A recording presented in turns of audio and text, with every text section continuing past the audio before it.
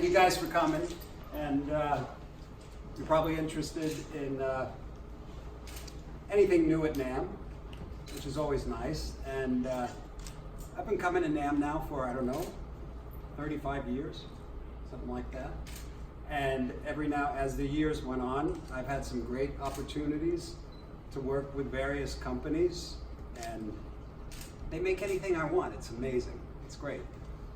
And each year, we always try to up the ante and develop and evolve what we're doing into something, I don't know, newer and newer. And we just like nailed it 35 years ago when we introduced the Gem.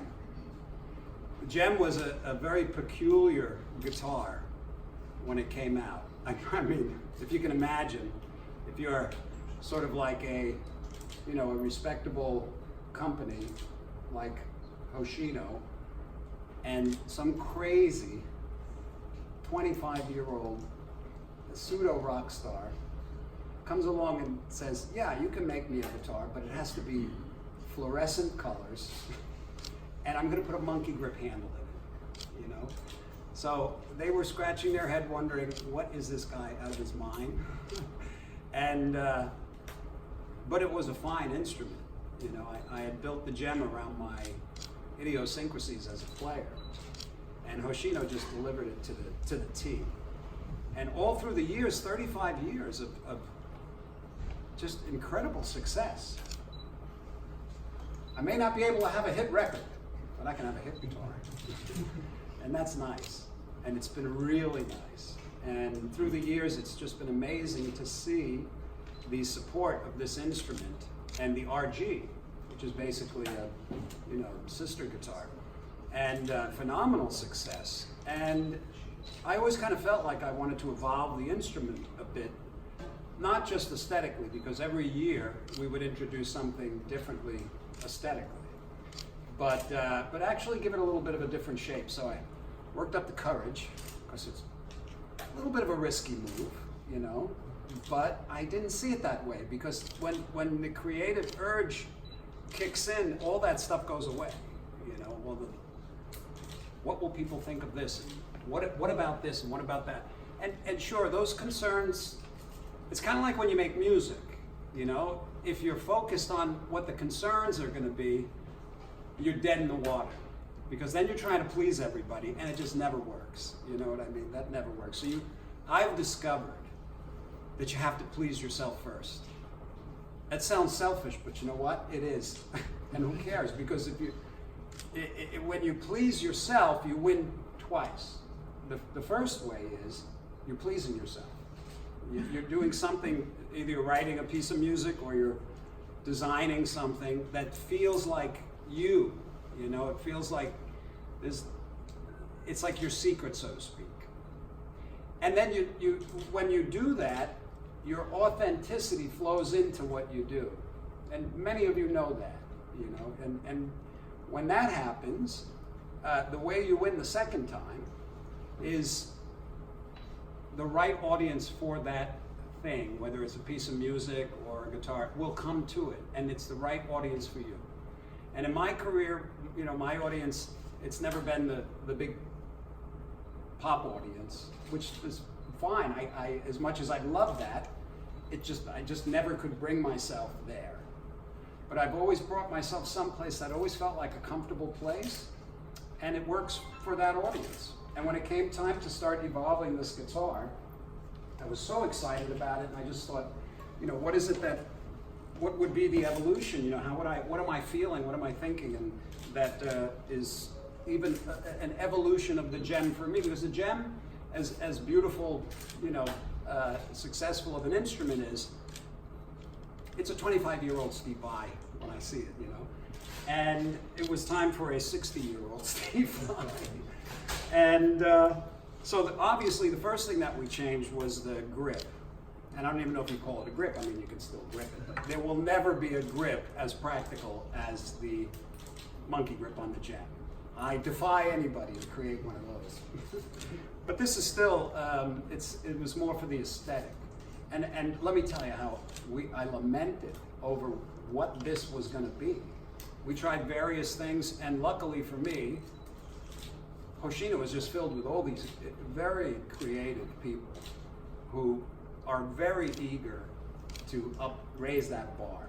And they started coming up with designs, and then, you know, we started playing with them, and eventually this pedal design, P-E-T-A-L, like a flower petal, sort of started to evolve. And I really, there was an attraction, and you wouldn't believe how many we were looking at, different weird, you know, and I'm like, no.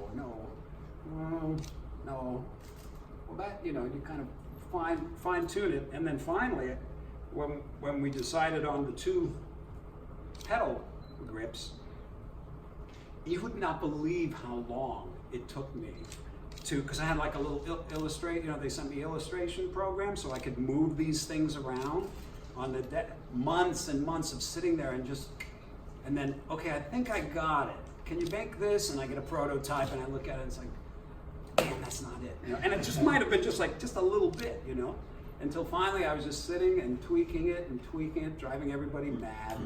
And then it was like, it's like it was always there and you just had to find it. You know that feeling? So that's how I felt when these lined up finally. And then we thought, you know, let's get artistic with it. Why not? You know, there's so many great guitars out there, and most of the time when people are making guitars, they're looking for the aggressive market, the really sleek, cool, and there's some great ones. You know, there's really some great ones out there. But I've always had a tendency to offer a different flavor. And this is nice because diversity is everything, right? And as a result, the guitar, the PIA started to take on more of a artistic shape as opposed to like a badass metal shape, you know? And I don't know, that's just the way what came out. I don't fight it. I just let it come out because Steve I gets the fuck out of the way, you know? And so we started getting a little more artistic with it. And there was a couple little things like moving the volume pot down just a little bit because for 35 years I just kept hitting it a little bit. I always say, let's put like that volume down just a hair, you know? So it's just a hair down, it's perfect. And I have this great device on my gems, my personal gems, that it's a high pass filter, low cut filter. Because when you bring the volume down, the bottom end has a tendency to just like saturate the tone when you want a nice clean tone. And this kicks in a capacitor and dumps out everything below like, what, 150 or something? About that. And it just cleans up the tone beautifully. And then, of course, because of my relationship with Larry DiMarzio, I have this great opportunity to develop all of these cool pickups and things like that. So we decided to change the sound of the Evolution pickup, and we made the Utopia. And the way I crafted that was I put a little more smoother top end, a little tighter bottom end, and just a tad more output. And I went through 30 or 40 different prototypes to find these pickups. And the inlay, it's always fun to play with a new inlay. It could be a little maddening at times, you know. We went through some different designs, and Ibanez started sending me tons, and then I wanted to kind of create this, because we have these 3 color models that are limited just for this year. So the inlay on these 3 actually pick up the color of each guitar, and they're the same inlay, the neck, but the inlay itself is different. It's not the Tree of Life. And the dimensions, these dimensions to these yin and yang signs, we kind of subtly incorporated them into various aspects of the guitar to get like that, sort of like a synergy effect, you know? And so you can see it picked up in all of these. You can see it picked up in these pickup covers that were designed by Mike Mesker. They're just gorgeous. If you get a chance, take a close look at these. I mean, it's glitzy, but that's what it is. And but they're just gorgeous, man. I mean, I wanted to kind of smooth out the body a bit. I love the gem, but it's got the hard edges. So all the edges are beveled a bit. We beveled this back a bit, which is kind of nicer to the feel when you sit. And also beveled this a bit. This was the first time I've ever done anything like this. I didn't realize it was going to feel so nice. I would have done it 35 years ago. And something very simple, you know, magnets to hold the back plate on. You know, I mean, why didn't they ever think of this before? I mean, this guitar, you don't need to take it off. I need to take it off to change the strings because I usually have a trem setter, but a lot of guitars that have back plates have screws. And now you'll start seeing them use magnets perhaps, because it's a good idea. And all good ideas should be shared. Only the ego believes it can own an idea. All right. Yeah. Did I miss anything? And there it is, and this is the PIA, and it stands for Paradise in Art. And why did I call it the PIA? Because it's a very artistic guitar. It's kind of art, you know? And it feels like paradise to me. And also, it's the name of my wife that I've been with for 40 years. So,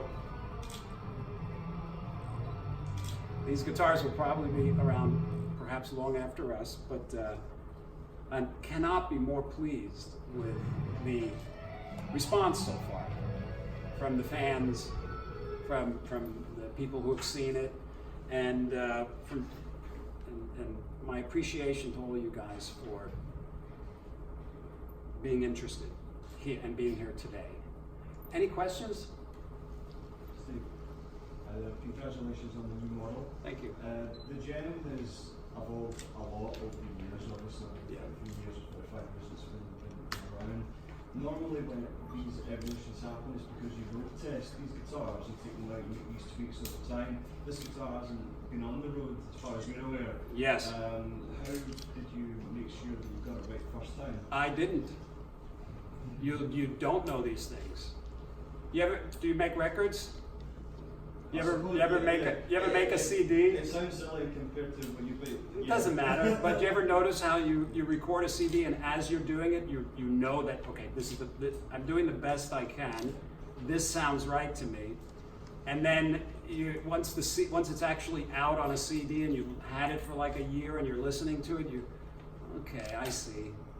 And there's certain things you want to tweak, and you tweak them on your next record. So. And that's the way it's been with the Gem. So this guitar you never really know until you take it to the battlefield. When you get it on a tour, not just one stage, but like a whole tour.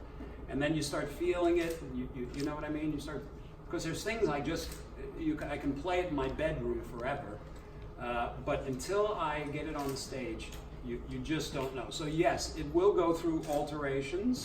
They always do. And one thing I mentioned too, we don't plan on discontinuing the Gem.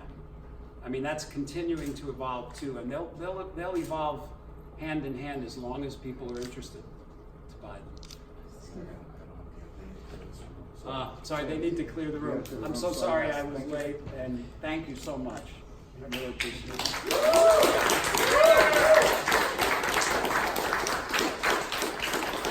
Feel free to fondle my PIA.